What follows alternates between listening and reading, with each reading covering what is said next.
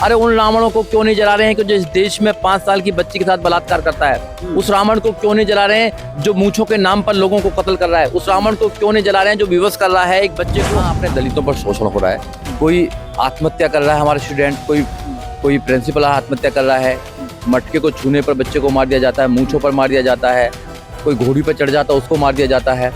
तो तुम मांगने वाले लोग जब तक रहोगे कि पानी दे दो, बिजली दे दो, खाद दे दो, भैया अनाज दे दो, चावल दे दो, जब तक तुम मांगते रहोगे, जब तक तुम पर शोषण होगा। लिटरेसी रेट कितना है इस देश में? कोई यूनिवर्सिटी वर्ल्ड लेवल की नहीं है। इस देश के अंदर हैप्पीनेस इंडेक्स में देखेंगे सबसे नीचे है।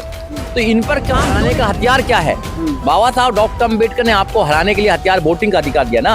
आपको बंदूक नहीं चलानी, आपको हथियार नहीं चलाने हैं, आपको तलवार नहीं चलानी है, आपको 5 साल में वोट चलानी है और वोट चला के राजा बनाना है। राजा बना के आप अपनी सारी जितनी भी। जय भीम, मैं राजशेखर और इस वक्त हम मौजूद हैं करकटडूमा कोर्ट और आज हमारे साथ जो हैं एडवोकेट सुजीत सम्राट जी मौजूद हैं जो कि दलितों की आवाज़ बखूबी उठाते रहते हैं बेखौफ तरीके से। तो सर, जिस तरीके से पूरे भारत भर में दलितों के ऊपर अत्याचार की खबरें सामने आ रही हैं, अभी बीते दिनों एक प्रिंसिपल की खबर सामने आ रही है कि उन्होंने जहर खाकर आत्महत्या कर ली। किस तरह से इस चीज़ को देखते हैं कि सरकार दलितों के ऊपर हो रहे शोषण के ऊपर कुछ भी आवाज़ उठाने को तैयार नहीं है, कोई भी ऐसा नियम कानून बनाने को तैयार नहीं है कि दलितों के ऊपर शोषण को कम किया जा सके? देखिए, आपने कहा कि दलितों की आवाज़ को बड़ा अच्छा उठाते हैं। हम अम्बेडकरवादी हैं, बसपाई लोग हैं, तो हम तो पूरे देश में मानवता की आवाज़ को उठाने का काम करते हैं। तो किसी भी समाज, किसी भी धर्म से संबंध रखता हो, हम उसकी आवाज़ को बुलंद करने का काम करते हैं।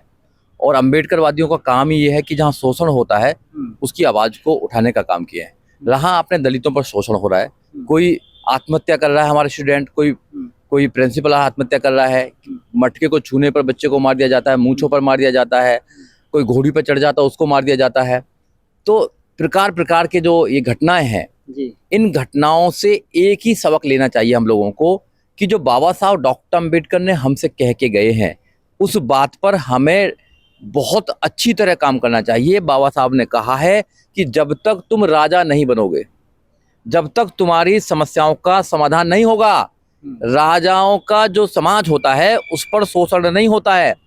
तुम मांगने वाले लोग जब तक रहोगे कि पानी दे दो, बिजली दे दो, खाद दे दो, भैया अनाज दे दो, चावल दे दो, जब तक तुम मांगते रहोगे, जब तक तुम पर शोषण होता रहेगा।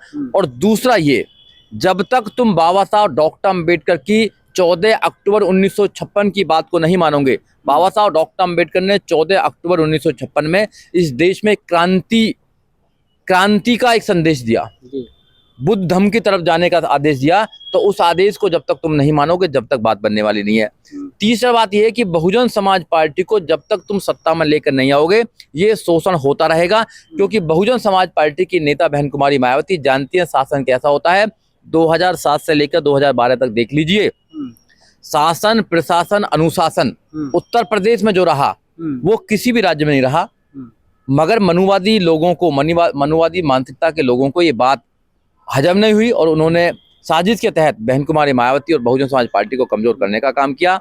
उन्होंने गलत प्रचार किया कि पार्टियां में बहुत सारी चीजें हैं, ये हैं, वो है, और हमारे लोग भी उनके साथ लग जाते हैं। इसलिए शोषण से बचना है तो बाबा साहब डॉक्टर अम्बेडकर, मानव काशीराम साहब, महापुरुषों की बात को मानना पड़ेगा, उस पर चलना पड़ेगा। आपको अम्बेडकरवादी बनना पड़ेगा और दूसरा कोई भी सॉल्यूशन नहीं है, समाधान नहीं है। अच्छा, आप बात कर रहे हैं डॉक्टर अम्बेडकर के 14 अक्टूबर के इतिहास की, लेकिन आज भी विजयदशमी है, 24 अक्टूबर है आज। तो वहाँ पर देखा जा रहा है कि पूरे देश भर में जगह जगह पर विजयदशमी का मतलब आयोजन किया जा रहा है। लेकिन हमारा जो बहुजन समाज है, दलित समाज है, वो इस इतिहास को भूलकर रावण के जश्न में बना हुआ, मतलब आज रावण का भी दहन हो रहा है, तो उस इतिहास में लगा। उसको आप कैसे देखते हैं कि बौद्ध के इतिहास को भूल कर रावण को जलाया जा रहा है? देखो, दिल्ली में आप किसी भी एरिया में चले जाइए, हर जगह आपको मेला दिखाई देंगे।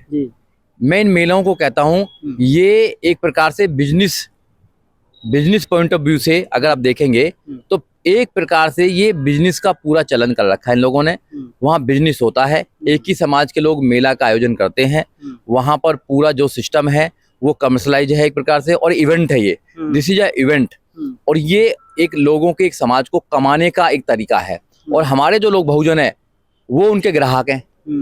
तो वो तो शाम को जाते हैं, मेले में जाते हैं, 1000-2000 रुपए खर्च करके आ जाते हैं, वो उनके ग्राहक हैं। तो ये धर्म के साथ साथ में उनका बिजनेस भी है। और जो लोग रावण को जलाने का काम करते हैं, हर साल रावण को जलाते हैं, रावण को जला रहे हैं संतुष्ट कर रहे हैं। अरे उन रावणों को क्यों नहीं जला रहे हैं कि जिस देश में 5 साल की बच्ची के साथ बलात्कार करता है?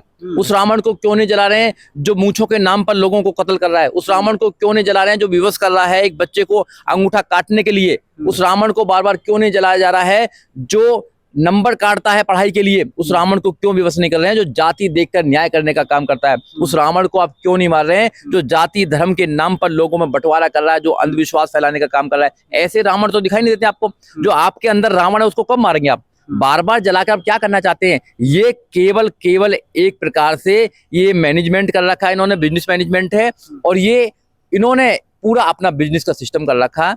ये अपने धर्म को बढ़ाने के लिए कुछ भी कर सकते हैं, लोगों को अंधविश्वास में बढ़ा सकते हैं। तो इसलिए मैं तो बहुजनों से यही कहना चाहता हूँ कि इस चक्कर में मत पड़िए। आप अपने बच्चों के उद्धार के लिए काम करिए। आप पूछिए सही उन लोगों को कि आप लाखों रुपया खर्च कर देते हैं रावण को फूंकने के लिए, आप लाखों रुपया क्यों नहीं देते हैं हमारे देश में गरीब लोग हैं उनको देने के लिए? ग्लोबल हंगर इंडेक्स की रिपोर्ट है, ग्लोबल हंगर इंडेक्स की रिपोर्ट है कि 20 करोड़ लोग रात को भूखे सोते हैं इंडिया के अंदर। उनकी तो बात कोई नहीं करता है। ग्लोबल हंगर इंडेक्स की रिपोर्ट होने के बाद और भी बहुत सारी रिपोर्ट्स हैं कि इस देश में लिटरेसी रेट कितना है, इस देश में कोई यूनिवर्सिटी वर्ल्ड लेवल की नहीं है, इस देश के अंदर हैप्पीनेस इंडेक्स में देखेंगे सबसे नीचे है। तो इन पर काम क्यों नहीं कर रही सरकार?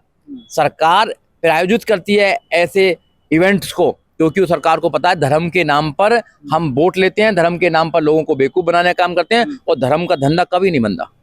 इसलिए बहुजनों का उद्धार धर्म से नहीं होगा, बहुजनों का उद्धार शिक्षा से होगा, बहुजनों का उद्धार संविधान से होगा, और बहुजन का उद्धार अपने लिए वोट देकर अपना राजा बनाने से होगा।